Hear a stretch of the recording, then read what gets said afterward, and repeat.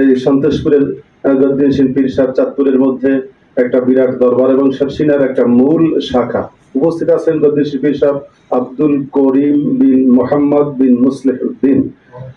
আমি সেখানে 3 দিন বেরিয়েছিলাম। উনি আমার বন্ধু মানুষ, একই সাথে আমরা কামিলে পড়াশোনা করেছি। ওনার দাওয়াতে ওনার বাবা গাড়িতে করে আমাকে নিয়ে গেছেন। আমি 3 দিন ওনাকে থেকেছি, খেয়েছি, দরুদ দোয়া জেকের আজকার ওখানে করেছি। আমি বেশ ভালো করেই ওখানে খবর জানি। বিস্তারিত বলবো না, বলবেন যে আপনার বন্ধু মানুষ তাই মনে হয় অনেক কিছু বলতেছেন। আপনারা যারা সন্তোষপুর চেনেন তারা চিনবেন যে ওটা একটা আদবের পরিবেশ এবং বেদাত মুক্ত ভাবে সরসিনা যেভাবে চলে ওখানেও কবরের চারিপাশে হয়তো কোরআন শরীফ রাখা আছে, কেউ গেলে ওখানে পড়তে পারবেন, কিন্তু সাজদা করবেন বা দুনিয়ার কোনো শিরক বিদআতের আখড়া কিন্তু চিহ্ন বিন্দু মাত্র সেখানে। আল্লাহ তাআলা এইসব মার্কাজের উসিলায়, এইসব কবরে যারা সোনার মানুষ শুয়ে আছেন তাদের উসিলাই কিন্তু এই দুনিয়ায় আমরা বেঁচে আছি, তাদের উসিলাই আমরা কিন্তু বৃষ্টি পাই, রিজিক পাই, সবকিছু এইসব ওলিয়া উলিয়াদের উসিলা। যারা ইন্তেকালের পরে তাদের রুহানিয়াত বাড়ে ছাড়া কি কমে ভাই?